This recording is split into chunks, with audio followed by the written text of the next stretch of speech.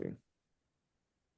All right, teammates, we are back once again. If this is your first time listening to the Move Swiftly podcast, welcome to the number one show on innovative teamwork. Great to have you. Looking forward to having you back for some more. To my regular listeners, you hit the play button. You know what happens. You know what you did to yourself. You know the expectation. You know exactly the way it goes down here. Whatever the challenge is, whatever the obstacle is, whatever the roadblock you may feel like is in your way, we are here to indirectly tell you you are not going through it alone. Today is a very, very rewarding day for me because myself, I will admit to you guys, I know I've been trying to weed myself out, but I still consider myself a coffee drinker. All right, I know I've done certain things to where I'm not at 7 cups a day, but I do make sure I get a couple cups of coffee in a day.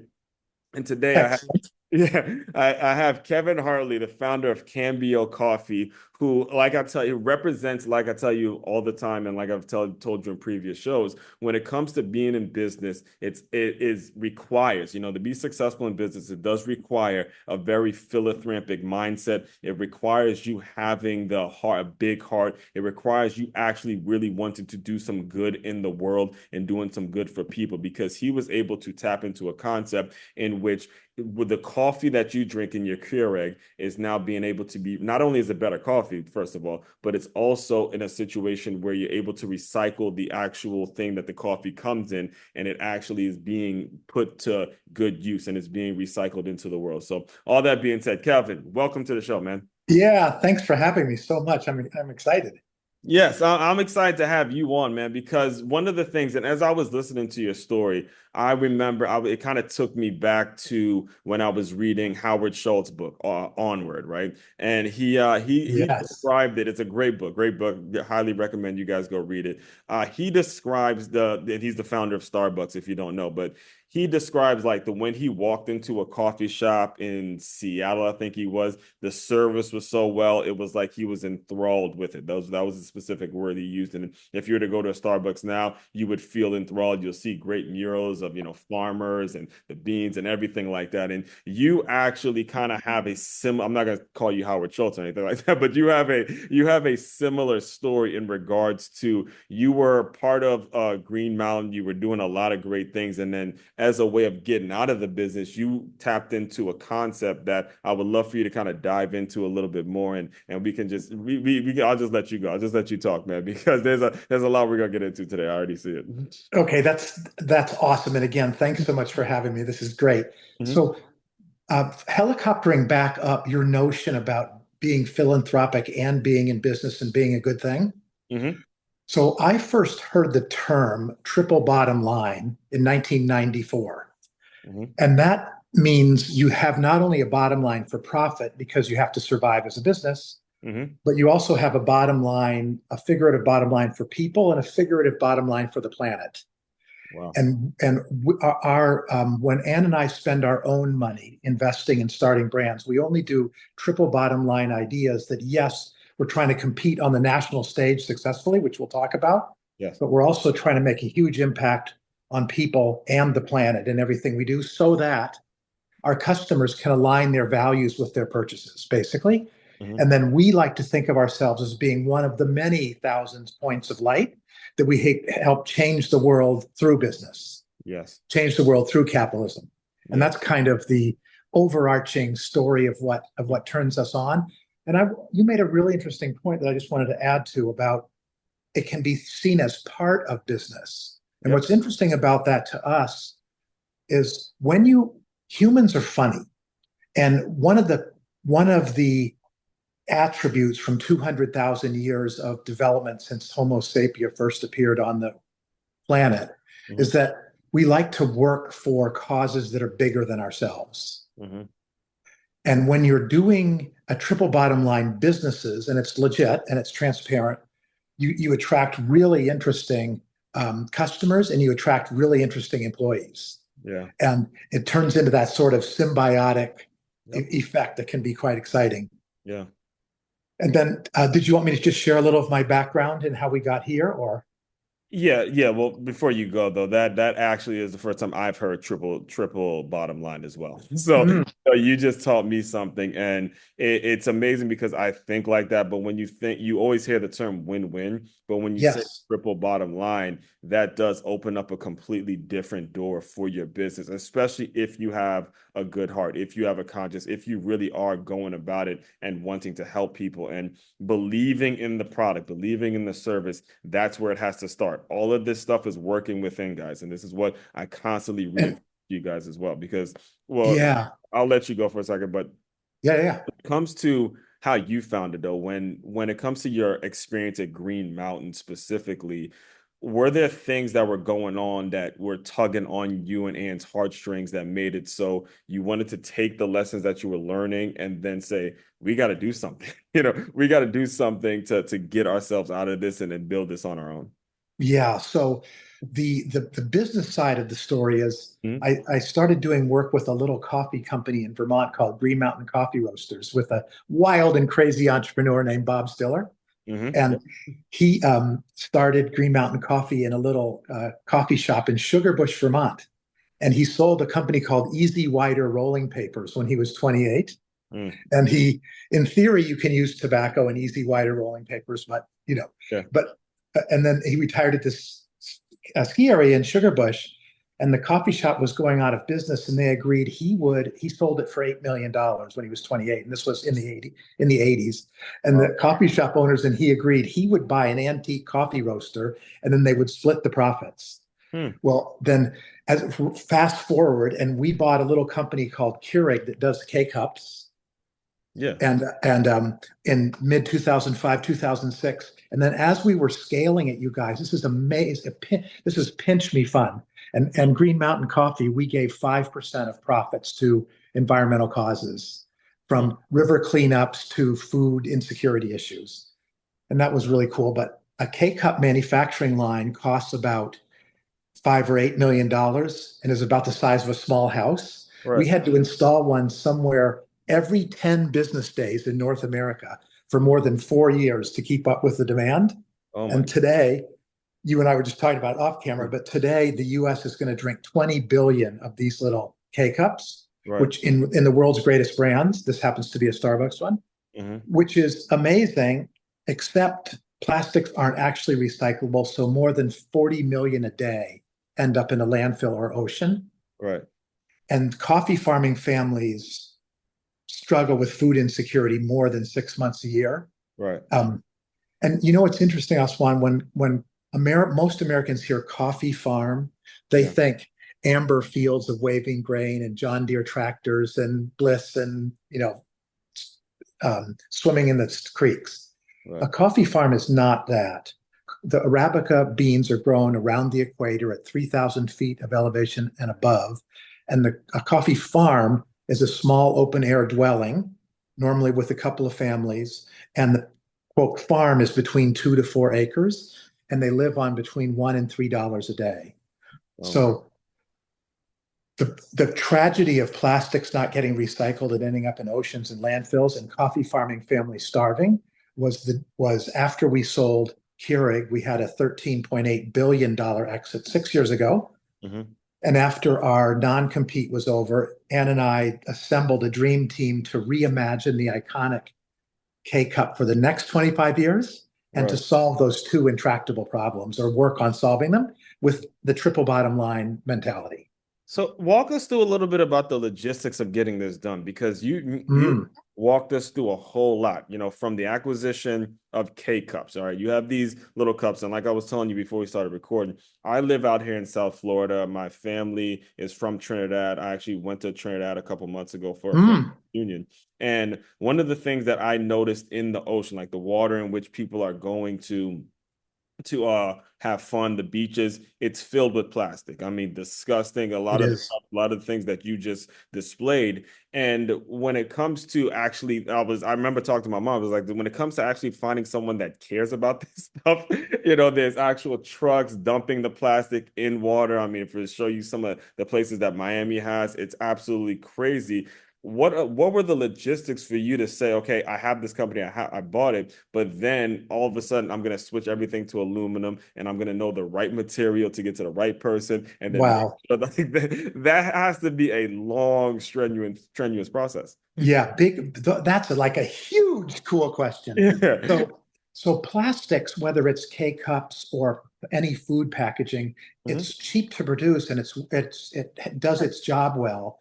Unfortunately, in the US, and this is the problem you were articulating that you saw, and it's visible where you were, it's super visible in Bali and Sumatra and places like that.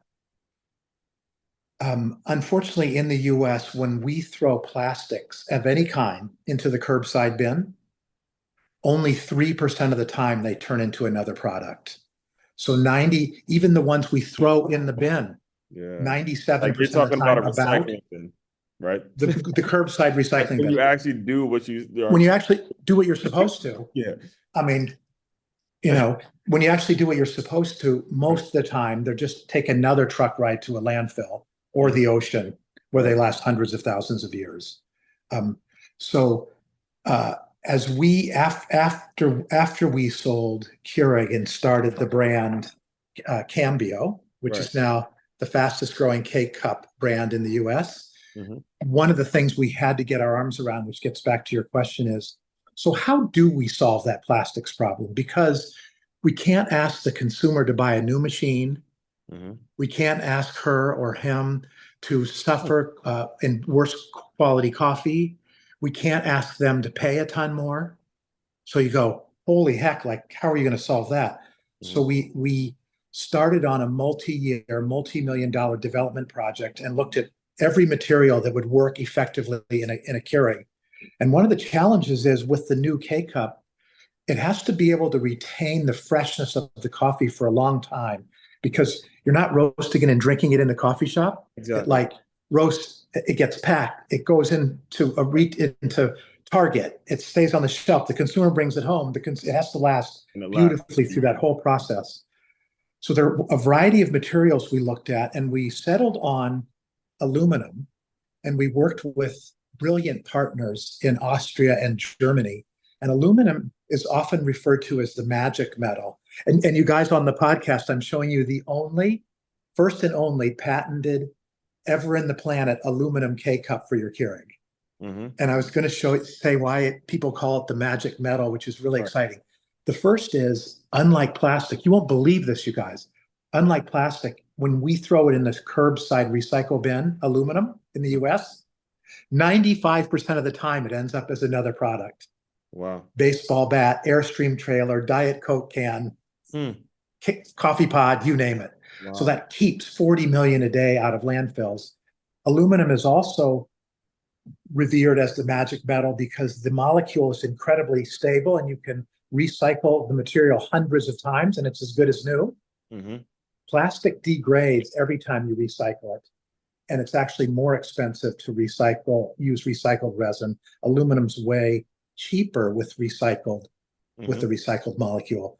Wow. So that started us off on the huge development project of, okay, wow, bam. I Yeah, mean, now, that's a big discovery. And just to pause you there for a second, because mhm. listeners, I don't want you guys to brush over what he just said.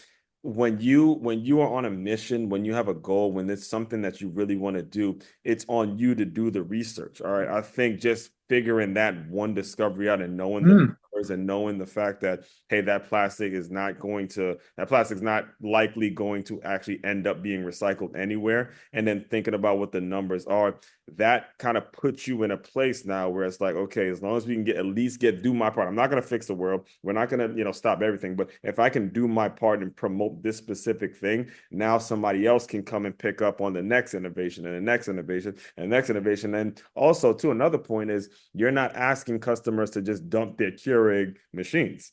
You're not doing that. And you're actually doing something that's like, look, I'm not actually to dump it. Just use this small thing, implement it, and then bang, we'll rock it out from there. yeah, just fantastic points. Yes, yes, yes. Right. But anyway, I'd cut you off. So, all right, the big thing is though, when you do make this discovery, now we have to deal with resistance, and I'm not gonna I'm trying my best not to bring up politics in this, but I do think it's going to be kind of necessary because you mentioned money. You mentioned, if I'm the person that's buying in bulk, or if I'm the grocery store that's buying a bunch of these and I need to put them on my shelves, I'm not necessarily worried about the environment. I'm worried about cutting costs and getting this off my shelves and selling it. So how do you, once you make this discovery and you actually make the product, how do you now go about, moving from that resistance and say, hey, this is the better product, even if it's going to cost a little more. Hey, think about the way you're saving the environment. How are you able to manage those discussions? Yeah, so really another fascinating question. Right. So in business, when you have your own money or your investors' money on the line, Oof, yeah, eventually the customer has to like your product and has to enjoy it and buy it, yeah, or the whole thing's a moot.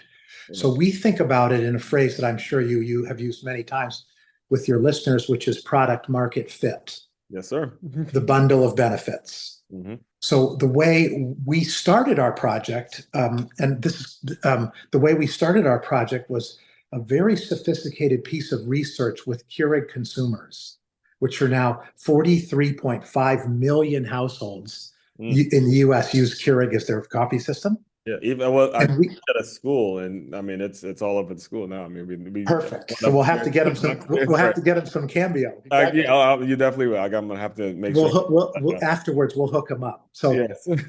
we know the guy. So Uh-huh. the research was very clear that with talking product market fit or bundle of benefits, 21% of existing Keurig customers are a market segment called the hopeful life balancer. And she's hopeful because she's leaning into people and planet values with her purchases. Hmm. But she's called a life balancer because she's not chaining herself to nuclear power plants. She's a normal person taking her kids to school in the suburban, but Right. she's trying to buy products that she feels good about. That for her, there was not a K cup brand that met her needs, that was entrepreneur led, that gave profits back to coffee farmers. There was 100% organic coffees that had a recyclable pod. And Yeah. so we said, holy mackerel, if we can create her dream K cup brand, it's going to move off the shelf. Hmm. And then to your listeners, that research has a double whammy benefit. Yeah. You know who to precision craft your brand for, Hmm. and it's a data-driven story you can tell your retail consumers and the people who or your retail customers, Target, Walmart, Kroger, because they're not just going to take anybody in. Yes. And you can help them understand with data. Hey, 21% of your customers, guys, are thinking of leaving the Keurig system because of single-use plastics, Uh-huh. and this is the only solution. So Yeah. it's that double whammy. When you really understand your target customer, you can precision craft something that makes her socks go up and down, which means she'll buy it. And you can use that same insight Hmm. to help sell it into the channels. And that's how we thought about what we needed to do with the brand. For example, our profit sharing, which I know we're going to talk to, it turned out it really mattered to this consumer. Hmm. All right, so before we get to the profit shared element, because that's actually another fascinating element to the business as well. I do have to make sure I emphasize the importance of finding your target and knowing your avatar and only talking to them. All right, in business, Wow. and I have been a victim of this. I know with social media and with the amount of conversations and the amount of things we can go, it is very easy to get distracted and kind of sideswipe. I've been there, I know that, but I actually hired a coach myself, and one of the things that he would always talk about is how Target, and because you mentioned Target, but Target actually has an avatar that they call, I believe, Stacy. It's Mm-hmm. the typical mom that is gonna go shop and this, that, and the third. But anyway, there was a person who was pitching their product to Target, and the Target execs was basically saying, Stacy wouldn't like this, Stacy wouldn't like that, Stacy wouldn't like. He's like, I'm tired of talking. Like, why don't we just get Stacy in here? And he's like, no, that's not an actual person. We're just talking.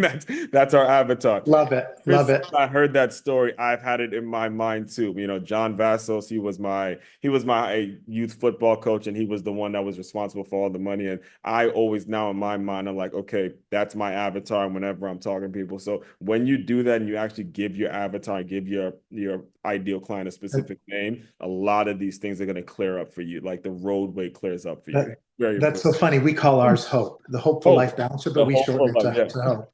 So, And building on that, there's a great quote that I can't have nothing to do with, but I love, mhm, which is in business and product development. When you're trying to be everything to everybody, you end up being nothing to nobody, you will. which Yeah, is the same way of saying what you just said, yeah, which is who are you particularly trying to wow and amaze? And yeah, if someone else buys it, great, it's not illegal.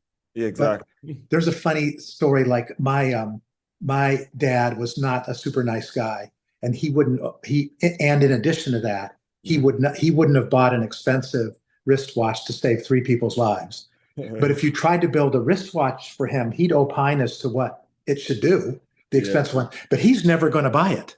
So that's just noisy data, and you're trying to be something to him, which no, no, exactly. no. Go talk to people who are trying to show off with their wrist and Yep. find out what they're into. Yeah. Or for me, for Cambio, talking with people who don't really care about the planet and don't really care about coffee farmers and aren't that excited about organic coffee.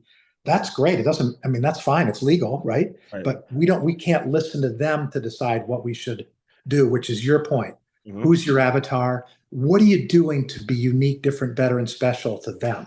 And when you get that, that's all you do. I mean, it clears up so much for Oh, you. It clears up so because I could only imagine what you and Ann are thinking when you first start this. It's just like because you know the business, you know what it takes to actually get coffee from the farm to the so if you took it and you had the mindset of I'm gonna have to reinvent the wheel, it's like I don't even know if you get started. But if you take it, we're gonna make this tiny little thing for that specific person. And then the next point I want to make sure we don't brush over is yeah.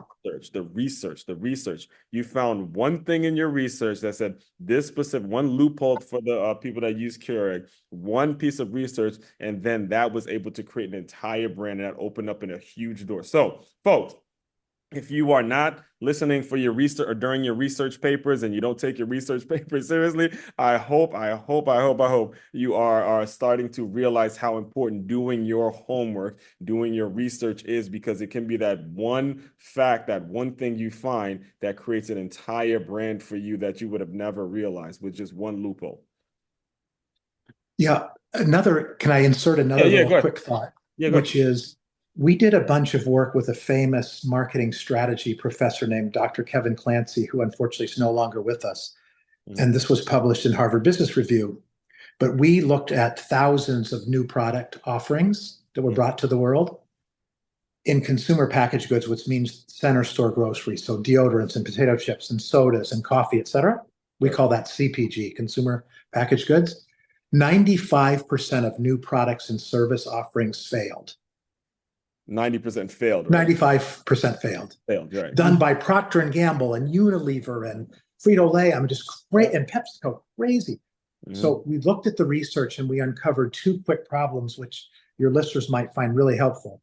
One was the company had an idea to launch something, but the customer wasn't very excited. Yeah. And that's like clear cola. You're too young to remember Coke Clear or Pepsi Clear, probably. But the Okay. idea was a clear cola. And the consumer kept saying, yeah, but colas are brown. And Pepsi and Coke kept saying, no, no, don't you get it? It's a clear cola. And they spent hundreds of millions of dollars and launched it, and it failed. Oh So god. problem number one is you wanted to have do the product, but Because your avatar isn't that excited. yeah. Number two reason, and there are only two, is that you actually had a great idea, but by the time it died the death of 1,000 paper cuts, Mm-hmm. when it got to the market, it didn't work. An example of that was Gerber, the baby food company, Mm-hmm. uncovered a huge need for ready to eat adult food. Were in these beautiful prepackaged meals and amazing. But by the time they got it to market, what they did was they just repackaged the mushed up baby food in an adult graphics, and it Mm-hmm. failed. Yep.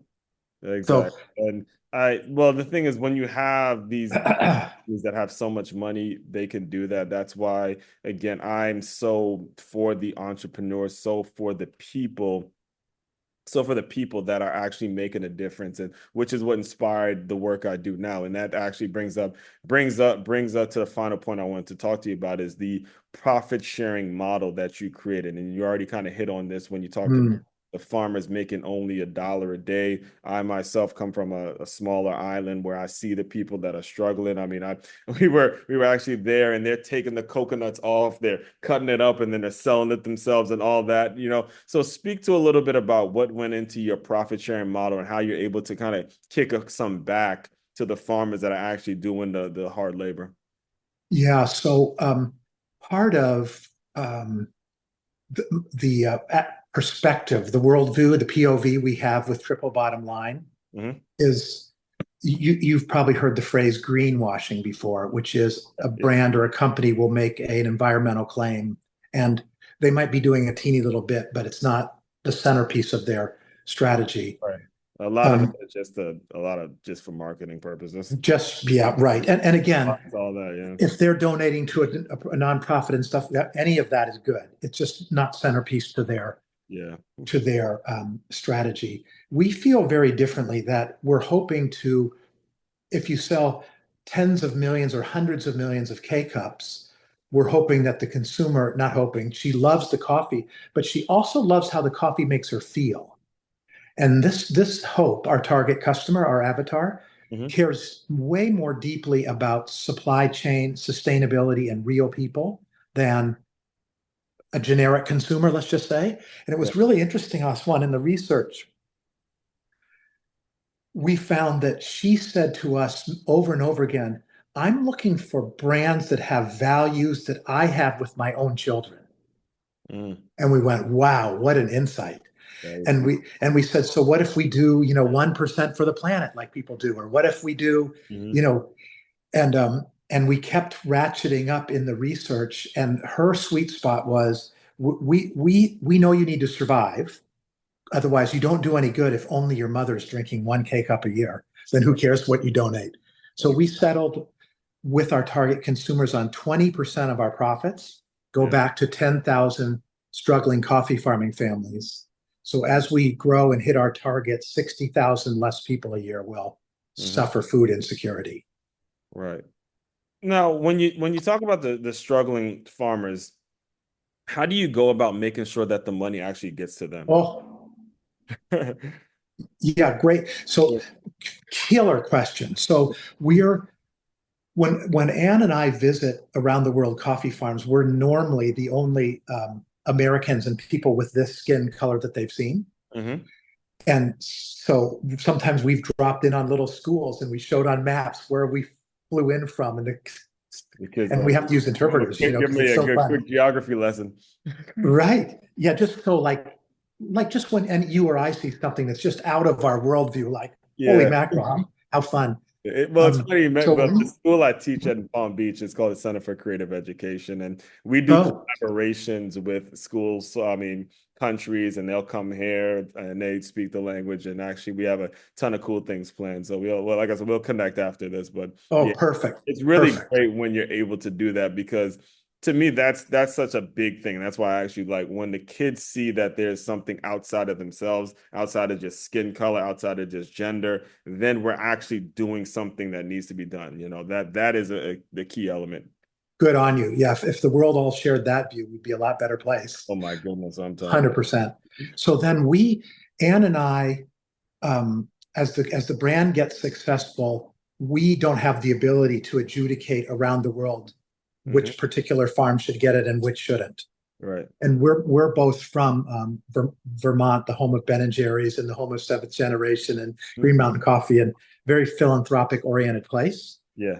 And friends of ours started a nonprofit called Food for Farmers, food with the number four and then farmers. Their only mission is coffee farming, food sustainability issues, and they Right. work around the globe um, with that. And they have a 4% administrative fee, so 96%. You can't have a zero one, but Right. so 96% of the dollars to Food for Farmers goes directly to the projects with the farmers and Okay. with the co-ops. Yes. And so until we're huge and we have like head of sustainability or somebody, Yeah.